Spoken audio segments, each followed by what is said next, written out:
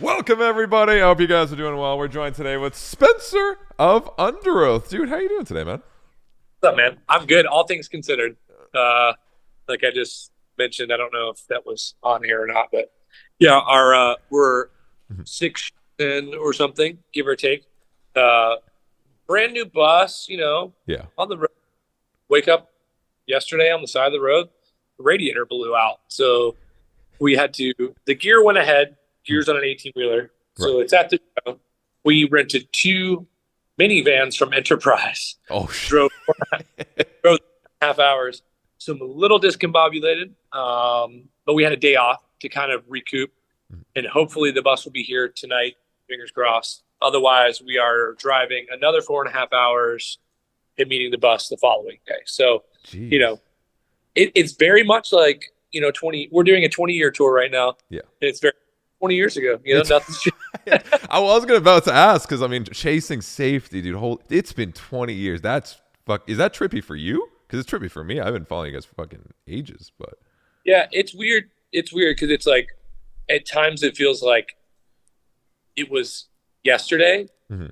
when the touring. But then I think about like writing that record and stuff. It feels like two lifetimes ago in a way. Like I don't even know who that kid is anymore. Mhm. Like because we wrote that record when we were teenagers. Right. So like I don't even really.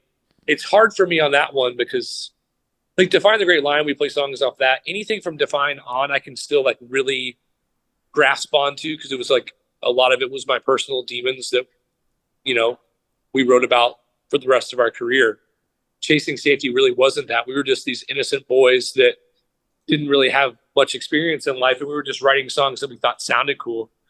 So it's like it's a little tough to like go back and be like, well, what did I even care about back then? You know what I mean? What's the angst even about? Why am I still fucking mad, dude? Like, Like, anything else that we've written, I'm like, yeah, I can tap into that pretty easy right. because I lived it pretty hard. So this is more about a celebration with the fans and the people that didn't get to see it and the young kids that are coming out now and then the people that were with us from back then and really tapping into we're starting the next 20 years like this. That's the kind of like the end of that, kind of puts a bookmark on it for me. It's like I'm like, that's cool and all. I'm here to celebrate with you guys, but I'm really really excited about what the next chapter is for this band. Right. Like I can say that for the first time that anyone that I've shown what we've got finished is like, okay, this is what I've been waiting for the last 10 years. Like, Oh.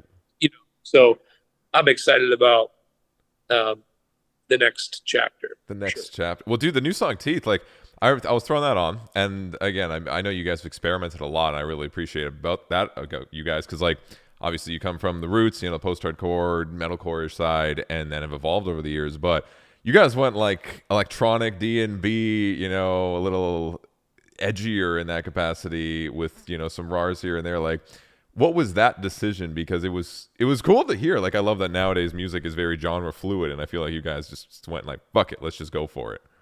Okay, I'm going to break it down really quick Okay. without giving too much away. So, Let Go and Lifeline are not on the record. Oh, So okay. you haven't heard three songs from now. Teeth is the only song on the record. We wrote Lifeline and Let Go at like one-offs back when around the time we released this. Then we went after the last tour that we were on. We spent a year like going in and out of the studio that we had set up in the mountains, and then we cut a whole record, all new songs. And Teeth is one. If you know anything about Under Oath, is we like to ruffle the feathers a little bit Okay. when we can. And that was a curveball on purpose. So the people who love it, that's awesome because it is on the record and it's one of my favorites for many different reasons. It's just such a cool track. But it's a track that I thought we would never be able to pull off or write anything like that.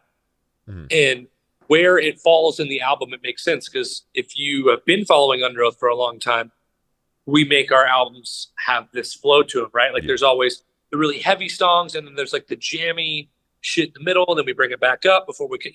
Our albums are kind of like have always wanted to be like the Pink Floyd of the metalcore world, where it's like very artistically sound and grandiose, and Right. there's like a, like a heady journey. And we don't always pull that off, but we have a couple of times I feel where our albums have flowed really well.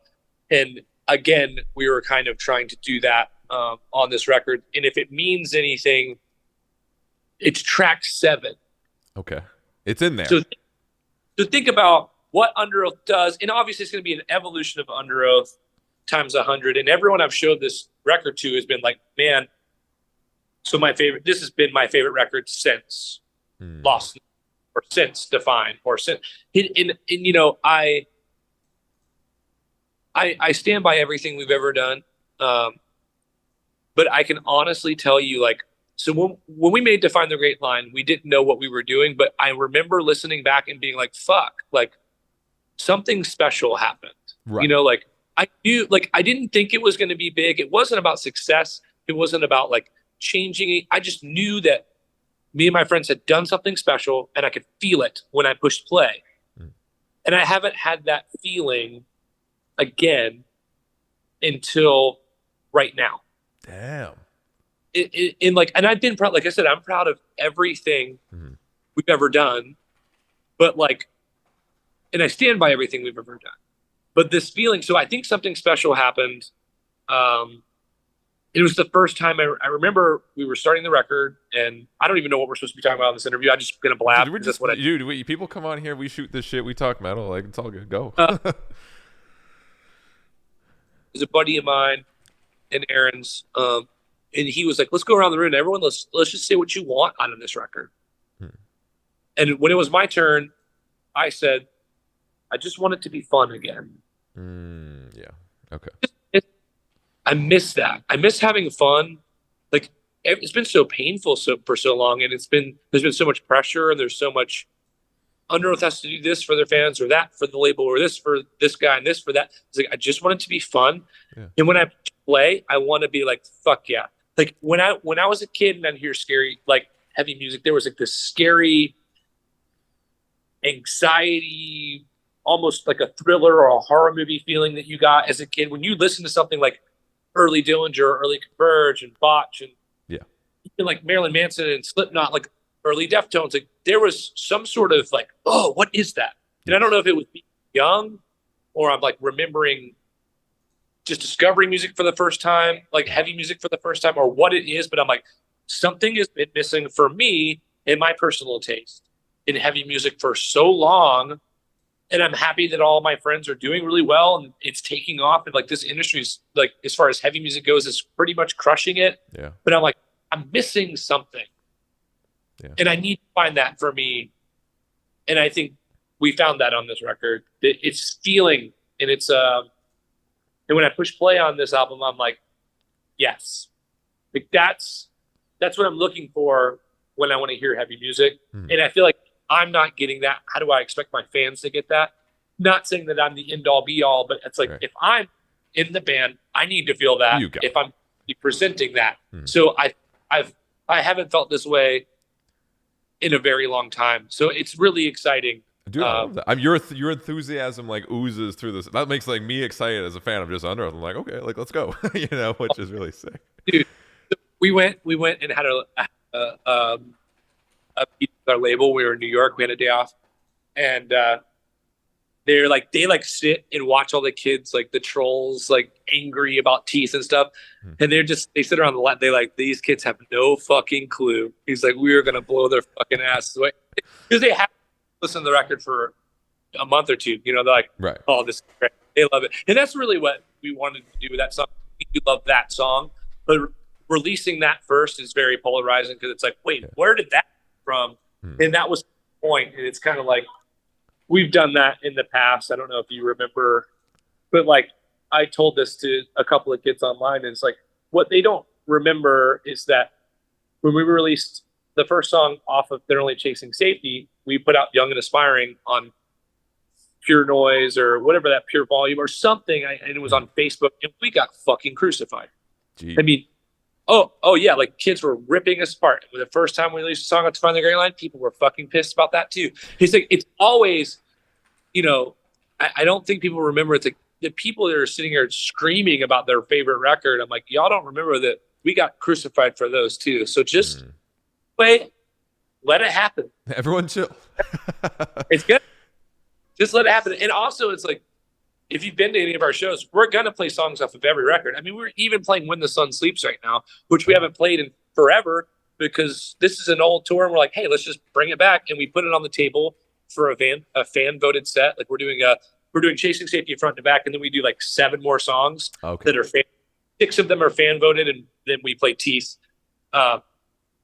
And we put When the Sun Sleeps in the ballot, and a lot of these people are voting for it. So we're playing it almost every night. And it's like, we're always going to play songs off of every record. So, bands evolve, bands change. And, I learned that being a Nine Inch Nails fan. I used to be like super angry when they would release an album that had no real drums on it. Like it was more completely electronic forward. Right. And then he'd come back and the next record would be like fucking heavy rock and roll, industrial rock and roll, and I'd be like, yeah.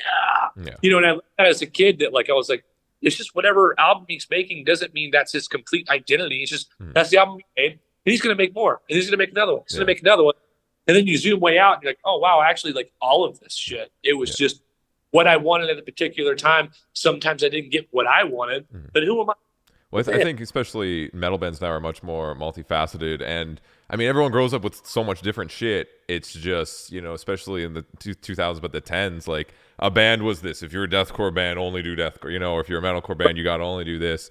Versus I think now, like there's so many big bands that have emerged, like whatever, like Sleep Token or Bad Omens, that like have done so much genre fluid things that have made it through TikTok and like the younger mainstream. That like, it's just like, I feel like as long as bands do it well, the genre fusion, most fans don't actually care as much, which is beautiful. Like they're like excited. They're like, oh, okay, like I don't listen to fucking. I mean, a big thing now is countrycore out of fucking nowhere. Like you guys did how did the Mitchell Tenpenny collab go? Because that was such a cool thing to see. I saw like I like Mitchell, and then I saw featuring Underoath. I was like, okay, let's go. So that was cool because he's a big fan. It's super flattering, and when he reached out, I thought we were just gonna write with him. Aaron does a lot of writing outside of Underoath, and I do some as well, like where I don't try to write country songs at all, but I write pretty much with every other genre but country. But Mitchell was a fan, and I was just told, hey, we're going to go to Nashville and write the song. And a lot of times we write songs, and you're not like writing expecting it to be, a lot of people ask us to write with them just to write, not necessarily to make it sound like Underoath. But he was adamant. He was like, no, I want you guys both to sing on it, and I want it to feel like we're in a band together. That's it. So we made it very like kind of Underoathy in that way, where like the guitar riffs are a little heavier for him, and like we wrote the whole song 0 to 100, like 0 to finish line in the room. Mitchell and his producer, and then me and Aaron, just the 4 of us, like as if we were in a band together for a day, and we sat there and worked on even the parts that me and Aaron aren't on, we worked on with him. Like we wrote it as if we were a band, and he's the nicest dude. He is so talented, and his voice is incredible. And Jordan, who worked on the track, is fucking phenomenal as well. And we had so much fun doing it. And I was like, that's all I want. I just want it to be fun, and we blast. And you can hear it in the song. The song's cool. It's like, I'm not even a country fan. And I'm like, and I've shown it to people that aren't country fans. Like, I actually fucked with this song. I'm like, it sounds very 2000s. That's when the first thing I heard when it starts. I'm like, that's like a 2000s riff vibe that instantly starts. Yeah. He wanted it to feel like a Chasing Safety era, Mitchell Tenpenny type song, and we just kind of went for it, not knowing. And we wrote that song over a year ago, so it just came out like 3 or 4 months ago.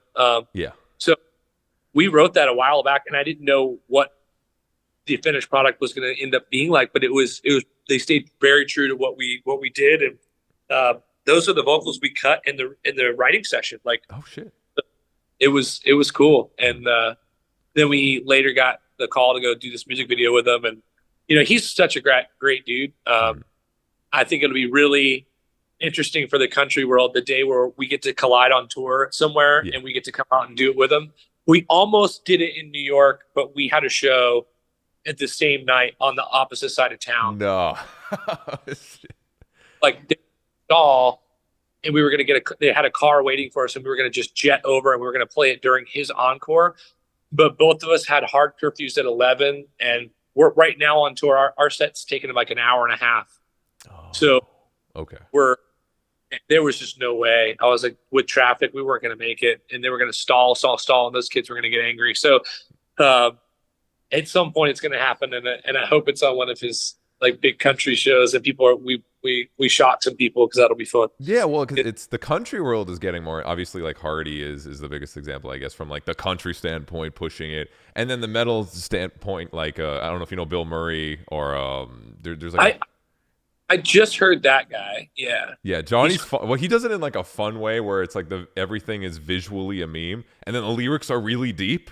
And it's more like kind of that like issues-esque, like post-hardcore riffing with like country twang, like America, hell yeah vibes, where it's cool to see those worlds collide, because I always say, like, people are like, oh, the opposite of metal is pop. I'm like, no, it's country. Like, that's the actual polar opposite. Yeah. Well, I agree, because I think a lot of like the hip-hop has some of that punk angst, exactly. And I think pop, especially with all these bands now that are like, all the bands that are like blazing on Octane all the time, like those are just pop songs with distortion. A lot of them are, Exactly. Octane core. Well, we just add core to everything now, and it's then a thing. But yeah, Octane is. Octane seems to be getting heavier, which is something I seem to appreciate too. It's like they seem to be more opening. I even talking with fucking Vince, like we sent him a few things, and he was like, cool vocals. Great breakdown. I'm like, oh really? Like that's the vibe? And I was like, yeah.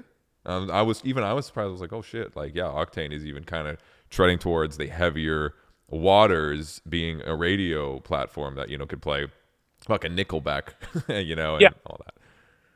You'll get a Breaking Benjamin and Shinedown song, and then you'll get something with like a fucking breakdown and full, which is cool. I do love, like, with what you were saying with like the country thing, and like.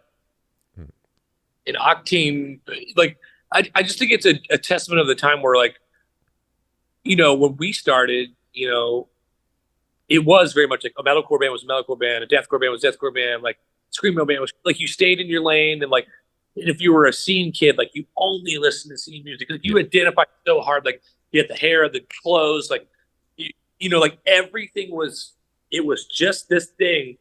And the times are changing. Like Warped Tour doesn't exist. Even if those bands getting on Warped Tour was a big deal back then, it's just we didn't have as much social media as we have now. Like that was a huge deal for the scene, and it kind of like pushed a lot of people, alienated people that felt like it was so underground and it was theirs, and now it's mainstream, and fuck you and fuck this. Now Hot Topic, fuck that.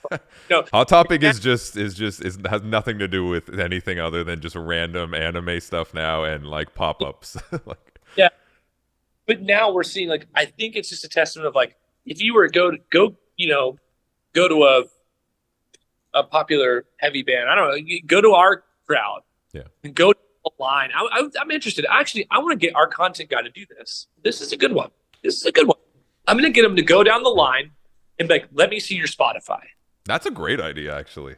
Because testament to be like, because the people that get angry about the cross genre thing is like, I don't believe you. Because look here, you're listening to Taylor Swift and freaking Sleep Token and Break Horizon and the same fucking thing, and then there's Gojira, and like I think that's kind of the time that we're in right now, is there's all this genre bending, and there's all this if not only what you said earlier, if you can do it good, I think if you can do it true, if you can do it honest, like I bet I could write a great country song, but I don't. That's not in my heart. I ain't gonna sing like this. That's just like, you got the twang in your voice, Spencer. You're almost there. Yeah, but like I would be faking it. I think like if you're honest, if it's like you really love it. Like I get a lot of people ask me about the Slow Tide thing, which I have the side project. It's straight pop, like indie, whatever. But like if you know me and you hang out with me outside of, fan facing stuff. Like all of my friends know, I mean, I listen to that kind of music all the time. I've always written like, trippy, psychedelic, alt pop shit, just in my spare time for fun. Right. And eventually, thing called COVID happened. I was like, you know what? I'm going to make a record. and that's really what I did. And I did it because I wanted to, and I love it, and I love that music, and I believe in it. But like, if I were to be like, you know what, I'm gonna make a country record because country is where the money is at. That's different because I'm like, that's not. Country's And nice, dude. Country goes. knows knows that I expect it. After to meet people like Mitchell and like being in rooms with these people, like I get it, and I fucking love that I can collaborate with these people. But that's not where my heart is. I'm never gonna make country music on my own, right? Because that's just not what I listen to. But if I made some freaking drum and bass prodigy sounding wild shit because I love that makes sense for me. So I'm just And it makes sense too how that can even like, and I don't know if this was like on purpose, but like I hearing Slow Tide and then hearing, like I said, the new Underoath track. Obviously, they're still different, but I could hear a little bit of like that electronic influence, like almost seep in, even if it was unconsciously. Or like, and I thought that was sick because again, if you have these projects and you're just creative and you listen to so many different influences, especially getting used to writing with those different influences, then a lot of musicians are able to take that and then blend and mix them very seamlessly into heavier music because it's about just crafting it in a particular way, but like you said, a very honest way where you just love that stuff and you can blend it, right? Yeah. If it feels good to you and you believe in it, then go for it. If you're forced a circle into a square, like it's not going to ever feel good, like, and it's not going to fit. But I think, to each their own, and it's an exciting time. I'm curious to see where this scene and this genre goes over the next 5 years. Really curious. Yeah, you mentioned Bring Me To. I want to ask because your guys' collab was the most 2000 song I've ever heard in my entire fucking life. I threw that and I was like, wow, I am teleported back. World of Warcraft just fucking came out. You know what I mean? Like you got the scene clothes, the studded belt, the ripped skinny jeans. Like it was just a beautiful MySpace world listening to that track. How did that one come about? Because that really was, I think, a perfect depiction of like we're back in the 2000s. I mean, like we I met those guys even when Underoath was. I mean, Sleepwave did some stuff with Bring Me. I met Ollie and them, and and then Underoath did a tour with them later after getting back together. Me and Ollie have always kind of, we check in on each other, and we'll send each other music, like he's heard the new Underoath record, he sends me tracks sometimes. And I just remember we just always talked about it. Right. And I need to get you on a song. I need to get you on a song. I need to get you on a song. It's always just been like, yeah, man, for sure. I'd get in there and fuck up a song. Like, You're my homie. But it was always just two friends chatting about it. And it's just never really happened until I was on, I don't go on a lot of vacations because I'm like, I tour. So who wants to travel? The guy done traveling. But last year, me and my lady went to Spain and, I was like, oh, I'm going to unwind, no work, nothing. And I remember waking up and it was a text from Ollie. I was like, oh, weird. Ollie's sent me all this stuff. I'm like, why is that? I got like 5 messages from him. I'm like, I checked it and he's like, I need you on this song. Check it out. Here it is. I need it done by this date. And it was like a month later. And I was like, oh shit. So I put on headphones and walked to like this little store to grab breakfast stuff and listened to it like 3 times in a row. And I was like, yes, count me in. I fucking love it.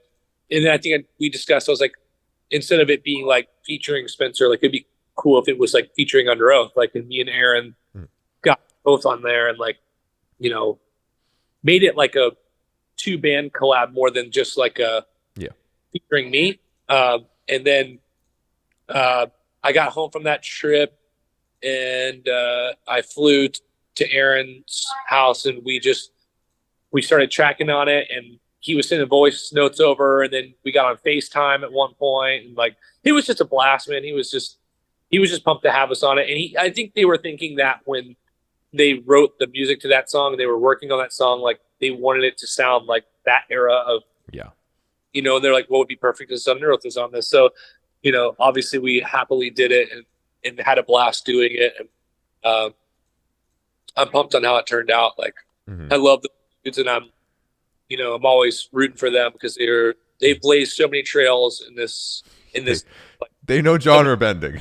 That's for and, sure. and they keep winning, and I think that's awesome. And they keep it just keeps growing, and I'm like, man, that's because it helps all of us. I mean, a win for any heavy band is a win for all of us because it's more eyes on what we all do, for genre. And, because there was a time where we weren't taken seriously. I mean, remember like there's that era of parents who are like, oh, those screaming bands, it's like a joke. Screamo. It's the best word ever created, dude. Screamo. It's a joke to a lot of people, and now it's like, is it a joke now? I mean, look, they're fucking selling out arenas, and it's like it's cool. Well, so, it must trip you out too, because Underoath being such a legendary band for that, the genesis of that sound, or at least the modern version of, like being a bands that are called screamo or post-hardcore, metalcore in that era of it, where like all these modern bands definitely grew up listening to Underoath, and they're popping off doing crazy shit. And I'm sure you get hit up probably all the time of like, hey dude, like Only Chasing Safety is like literally I grew up on that in middle school, and like now this is my band, whatever fucking band they're doing now, and like it's popping off. Yeah, it's cool. Like we I think like the Mitchell Tenpenny thing, like that wouldn't have happened if it wasn't for Underoath. It wasn't because like we're both these like singer songwriter guys. It's like he like, dude, I wanted to be you in high school. I wanted to scream. We get a lot of work outside of what we just because we've been able to do this for so long, and now like it's awesome that I'm glad we went through all the bad shit early on, and like I can enjoy everything now, like touring now, and like looking at these crowds and taking these moments in. I'm like, I was telling the guys the other day, I was like, I think this is one of those tours, we're gonna look back on in 10 years and like, God, you remember when we celebrated 20 years? Like, that's so crazy. That's like, when you celebrate 30 years though. Then you do the 30-year tour. We got a new record coming, and then we got to Define the Great Line 20, and like, dude, we're gonna be busy. It's gonna be it's good. And then like we coming out of that breakup and learning how to be men and coexist and be different and be healthy and mentally and physically, like no more, not a lot of mental health issues anymore, there's no more drug issues, and there's like it's a good time to be in Underoath right now, and it's like celebratory, it's happy, and it's like progressive, like we're moving forward. Like I said, the material we have right now that we're going to release is the strongest I've felt in a very long time about anything we've ever done, and I think it's just we're in a good place. Yeah, good place. That's amazing, man. I love hearing that. And like you said, like the area of heavy music too, like it's wild seeing fucking band like Knock Loose or whatever, like these heavy piss bands popping up. I just went last night with my girl to see Whitechapel and Lorna, packed show, and it's the heaviest what the fuck shit ever. And there's kids, they don't look like deathcore kids or anything, it's just kids, old, young, like just throwing down. We were talking about that with being, I'd say Thrice is a little bit older than us. Then there's us and the Bring Me and Day to Remember, Devil Wears Prada. We're all from like the same generation, right? And there's like the younger generation than us, I feel like, which is, I don't know if they're necessarily younger or not, but newer, like the Knock Loose, Lorna Shore, Sleep Token, that thing, and like in Beartooth, like some of the younger cats, and you're like, Lorna. We were talking about that in the bus. We're like, Lorna Shore. If this would have happened 10 years ago, those kids would not get Knocked Loose or Beartooth or Underoath or Bring Me. Yep. They would be strictly into like fucking deathcore, black metal, whatever whatever grind, whatever you want to call that. And now I feel like you see the younger generation that might not be aware of some of the bands that inspired those guys. You're seeing the same kid go to the Sleep Token show that goes to the Lorna Shore show. Yeah, that's awesome. That is polarizing from our perspective, but I think that's just a testament of where it's like, it's not so genre specific. Like I think Lorna Shore and Underoath could play a show and it would probably be dope. That'd be hard. In 10 years ago, that wouldn't be the case. Yeah. Because we sing we're like kind of feminine and they're like, we're tough and we're metal. Like, you know, like I think, but now I just think it's just a testament of what we were saying earlier, like where heavy music is in a way more of an open-minded space, which is cool. And you get better lineups too. You know, like as much as you love heavy music, like if I'm gonna go see a fucking deathcore band, I don't want to see 3 hours of it, man. Like I don't want to just get pounded on for 3 hours straight. I need a breather. And even there, like they have a heavy one. They got like Whitechapel, Lorna, but then they got like Kublai Khan, which is heavy, but it's like this different like pissed kind of thing. And I like that again. Bands are able to like mix and match. Even like Linkin Park just announced with what was it, fucking Bad Omens and like Sleep Token, and I was like, that's wild. Yeah, and good for those bands. You know, good, yes. But and also good on Park for being smart enough to know that those two bands are popping and they are crushing, and that is like you're throwing on like almost a festival lineup. Mm-hmm. You know, into a couple of hours because you're like that's a safety blanket of that is a smart show, and that shows you that those dudes are still paying attention. They got their finger on the pulse. Do you have a perfect show for Underoath? Like if you guys ever have to play like the perfect lineup, big or small bands, whatever, where you're just like, this is a perfect set. Everyone watching gets a nice, nice variety, perfect mix and match. All the fans will play nice. Like, do you have a perfect lineup for you guys ever? I don't know. That's a big question. It's on the spot. But I would love something like as heavy as Knocked Loose on there, which I think that was fuck. But then something like Manchester Orchestra. Okay, that's hard. But like, if you've ever seen that band, they are, and I use this word in a different way. They're one of the heaviest bands I've ever seen. Okay. There's something emotionally.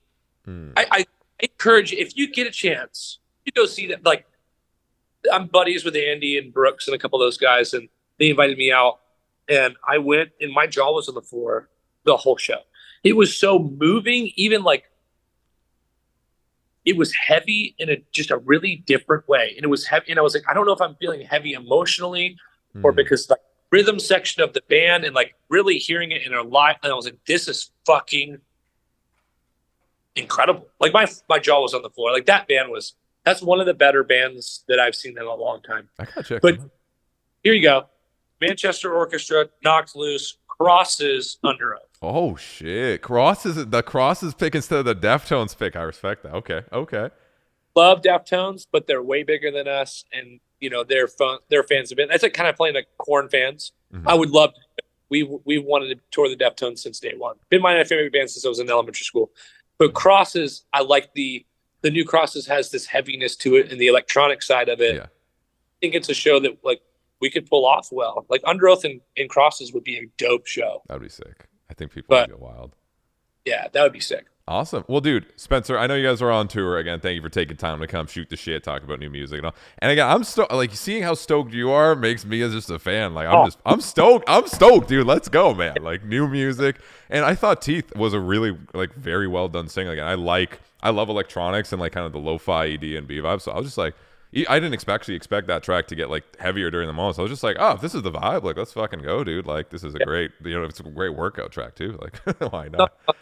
Got some steroids to it. It's fucking wild. Have you played that song? You guys have played that song live, right? How was that mixing it in with Chasing Safety? That must have been a cool. Well, it's during that, so we play all of Chasing Safety, and then there's kind of like an intermission where everything changes, and then it comes back. So it works. It's cool.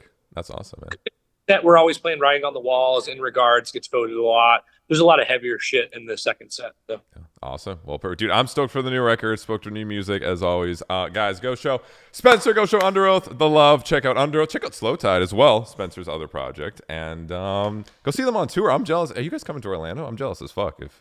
Orlando, we're doing 4 nights in a row in St. Pete. You should drive down. It's only an hour and a half, I know, because I used to live there. Let's go. I got you. You'll be on the list. We'll hang out. I'll take you to dinner. Let's go. Come on. Fuck, I have never been so sold to go to a show. Okay. There you go. Spencer Chamberlain, everyone, show them the love, dude. Thank you so much. I'll have a beautiful tour. I'll see you in St. Pete, I guess. And dude, yeah, have a beautiful one. And we'll talk soon. All right, dude.